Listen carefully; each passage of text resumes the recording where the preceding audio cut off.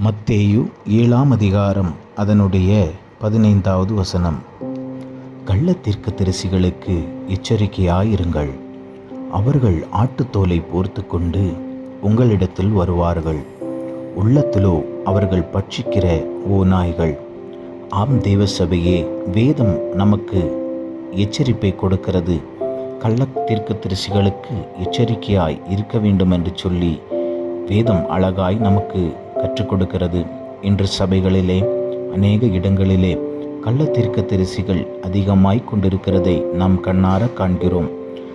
தேவன் நமக்கு கற்றுக் கொடுக்கிற பிரகாரமாக நாம் எச்சரிக்கையுடன் காணப்படுவோம். அவர்கள் ஆட்டுத்தோலை போர்த்து கொண்டு நம்மிடத்திலே உலாவி அவர்கள் உள்ளத்திலோ பட்சிக்கிற ஓநாயாய் இருந்து கொண்டு வருகிறார்கள். நாம் எச்சரிக்கையுடன் காணப்படுவோம். தேவன் நமக்கு உகந்த பலனை தந்து நம்மை ஆசீர்வதிப்பாராக. ஆமேன்.